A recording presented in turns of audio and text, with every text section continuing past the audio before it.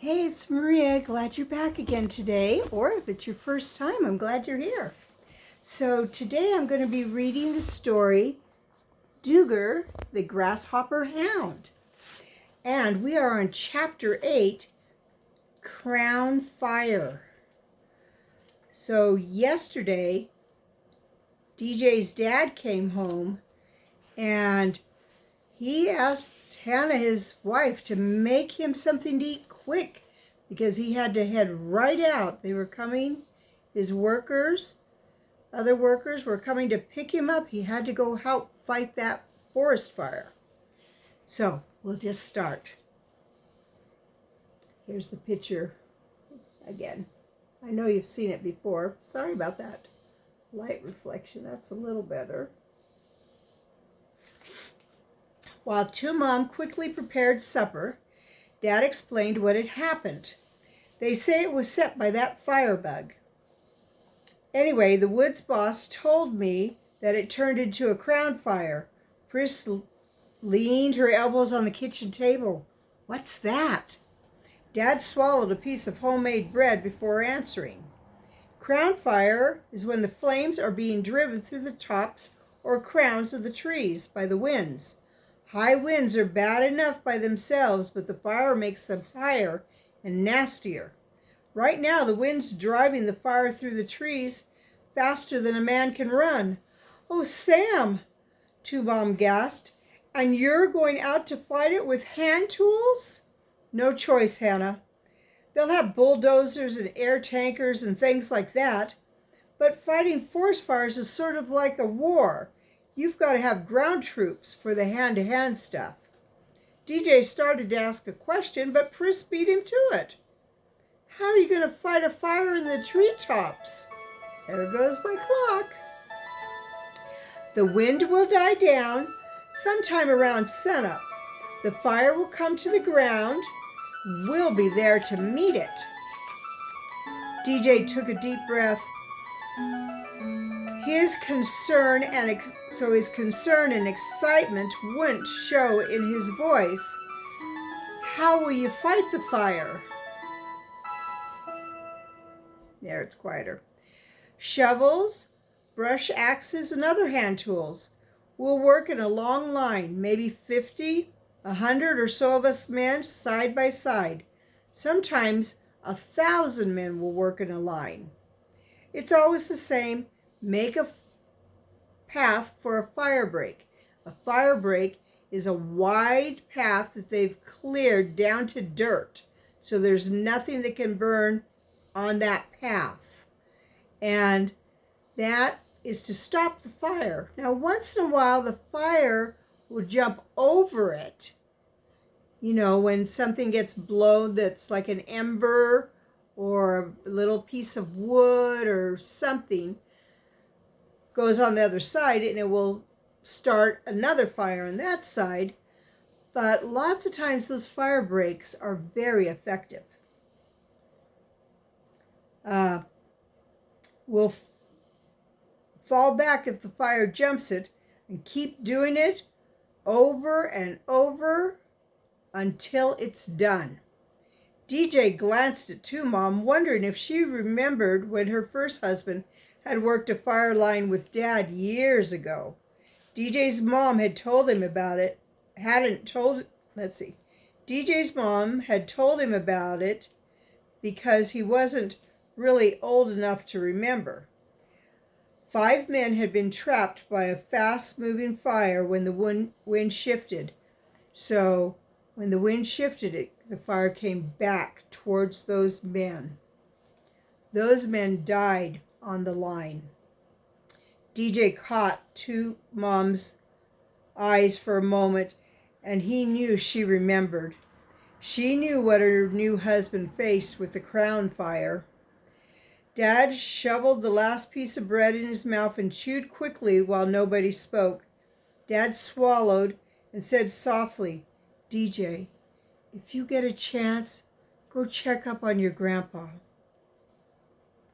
The preacher will likely drive you out if you ask him. Now, get my hard hat and an extra pair of boot socks. Then I'd like all of us to say a little prayer before I leave." When the little bob-tailed logging truck honked a short while later, Dad kissed his wife quickly, gave Chris a peck on the cheek, that's a little kiss on the cheek, and touched DJ's shoulder lightly. "Take care of him, son," he said softly. He ran quickly towards the truck. It growled off into the dust toward the mountain. The mountaintop seemed to be turning into a long river of fire. There wasn't much sleep in Stony Ridge that night. DJ heard Two Mom turn on the living room lamp long after midnight. He knew she was either reading her Bible or praying, maybe both. Chris's bedroom door was open. The boy could hear her tossing and turning. DJ was glad when dawn came. Dawn would be the first light in the morning. But a quick look from the back porch told him the fire was worse. He decided to tell Two Mom he was going to Alfred's and then to see the lay pastor. "I'll be home about lunch," he concluded. Tag had been crying. DJ saw that right away. He was soon going to be 7 years old, so he was trying to be brave. But he told DJ the truth. "My daddy had to go fight the forest fire and I'm scared." DJ knelt and put his arms around Tag. "I know. My dad had to go too, but they'll be okay. God will take care of them." The little boy sniffled loudly and looked at DJ with the most pleading eyes the older boy had ever seen. "You sure?" DJ hesitated. "We have to have faith, Tag. Now, you go draw a picture for me, will you? Alfred and I have to train Dooger again." Outside, Alfred unsnapped the red hound and gently ruffled the long, floppy ears. "Tag doesn't know yet, DJ, but he may have another reason to cry pretty soon." "Oh?" "Dad says we can't afford to keep any animal that doesn't pay its way. If we can't find out what Dooger is good for, I've got to give him away." DJ got up and put his hand on Alfred's shoulder. "How long do we have?" For a long moment, Alfred didn't answer. When he spoke, his voice was shaky. When my father gets back from fighting fire, he says I either show him some promise for Dooger or that's it." The morning of bad news didn't make either boy feel like training the dog, but they had no time to waste. They started from the Milfords' house. This time, Alfred dropped his cap at the edge of the clearing around the house and took off running through the timber that rose sharply behind. "Okay, Dooger," DJ said a few minutes. "You're living on borrowed time. You don't want to break Alfred or Tag's heart, do you? Now smell this cap and then go find Alfred. Come on, Dooger, you can do it." But the red hound couldn't and he wouldn't. He sniffed the cap and sneezed. Then he yawned and laid down in the pine needles. No amount of coaching, threatening, promising, or anything else made Dooger change his mind. In a few minutes, Alfred came in, stomping his heavy boots in disgust, raising small puffs of dust. "Dooger, you're the most exasperating, frustrating, aggravating dog I've ever seen in my life. Don't you know that you're doing what you're doing to yourself and all of us guys?" Dooger yawned widely, then dropped his wrinkled muzzle onto his paws. Alfred moaned, "Ugh," rolled his eyes upward, and whispered through clenched teeth, "Lord, give me patience." Speaking of patience, I told my new stepmother I'd like to see Brother Paul Stagg this morning, so I'd better be moving on. Take care of yourself, Alfred said. DJ's eyes turned in the direction of the fire. The mountain on which it burned wasn't visible because of the smoke. It had been drifting over the town for hours, a heavy black thread of terrible danger not far behind. I'll take care, DJ said, and waved goodbye to his best friend. Kathy Stagg answered DJ's knock. She opened the door, and a light seemed to come on in her startling blue eyes. She shook her golden reddish hair so it swept back from her face. Her smile was wide and warm. "Hi, DJ. Come on in." She waved him towards the chair while he turned to call into the other part of the house. "Mom, Dad, DJ Dillon's here." Mrs. Stagg came from the kitchen, drying her hands in a small towel. "I was just doing some cleaning," she apologized, touching her hair with the back of her hand. "I must look a fright." "My, it's good to see you, DJ." He started to answer when Paul Stagg stomped down the hallway from the bedrooms. His nearly 7-foot tall height made him duck under the door of the living room. He wore his usual brown cowboy boots, but his head was bare. That means he didn't have on a hat. His red gold hair caught the morning sun through the living room window. That made it shine. "DJ, you have brightened my day." The lay preacher's deep voice rumbled up from his great chest. He extended his right hand, the size of a barrelhead. "Welcome, welcome in the name of our Lord. Kathy, how about getting our visitor a little refreshment?" The big man dropped into his favorite chair across from the one the boy had taken. "No thanks, Brother Paul. Well, anything wrong?" The three Staggs spoke as one. Each one of them said at the same time, "No, not more than anybody else has wrong with this fire." Kathy asked softly, "Your father out fighting that fire?" He nodded. Paul said, "I would have gone last night, but I was visiting some sick folk over in Indian Springs. Got home too late to get a ride." "Brother Paul, my grandpa's old house is right in the path of that fire. I don't know anybody else I could—" "Say no more," the giant boomed, leaping to his feet. "Kathy, dear, grab my hat for me, will you?" He turned to kiss his wife. "Home soon, possible. Now, don't you two worry. Remember that the Apostle Paul says to be anxious for nothing. So no worrying." Mrs. Stagg nodded. "We'll remember. Come again, DJ. Please remember we're praying for your father and all those men on the fire line. And if your grandfather would be safer in town until this is over, he's welcome at our house." "Sure is," Paul Stagg agreed, taking the big rolled-brimmed cowboy hat from his daughter and kissing her. Put it on his head. "Bye, DJ," Kathy said, smiling faintly. "Come again." "I will, thanks. Bye now." As the lay preacher's old sedan, and remember that's a family car, pulled away from the driveway and onto the street, DJ cleared his throat. "I'm much obliged to you for this, Paul." "Forget it, DJ.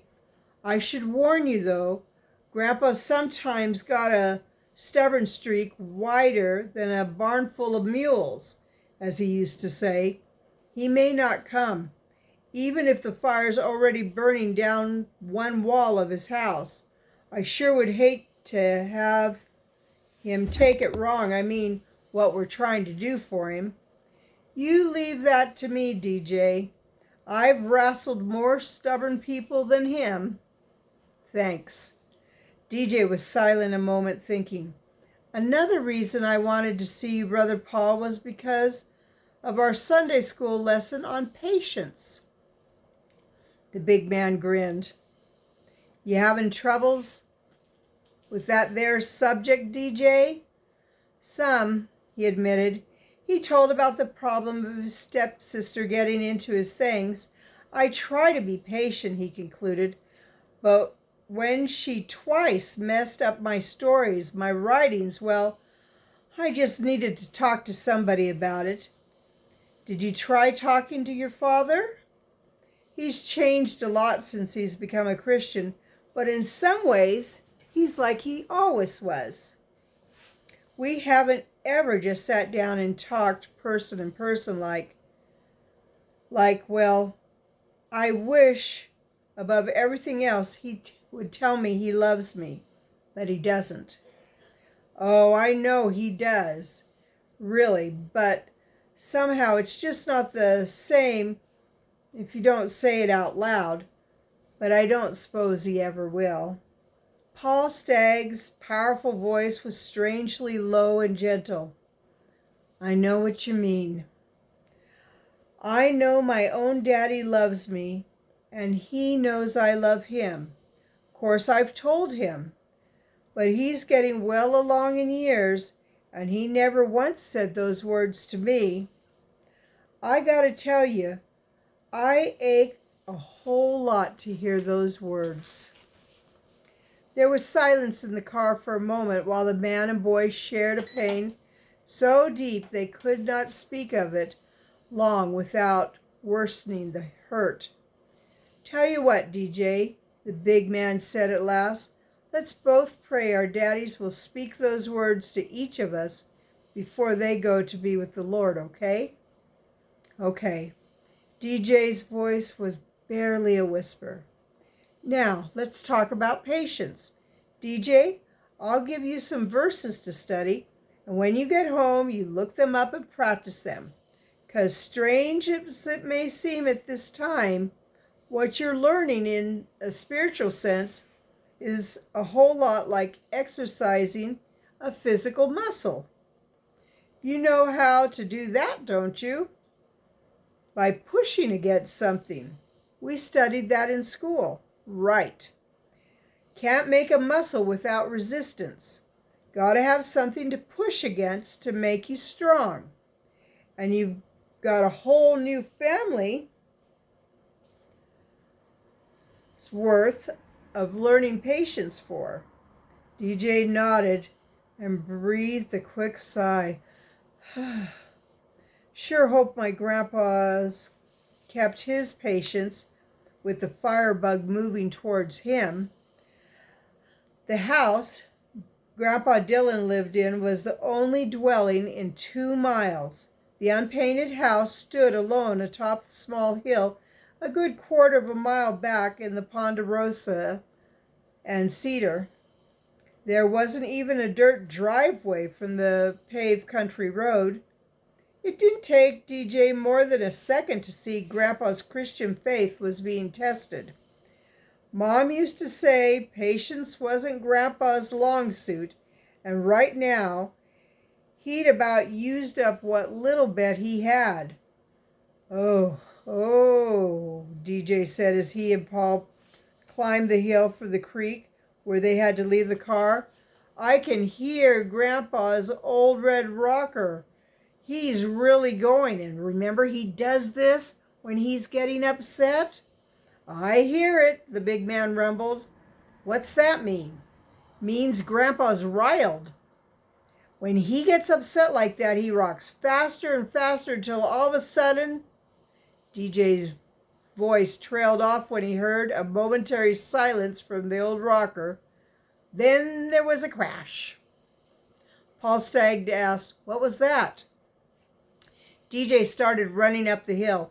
He rocked so hard he rocked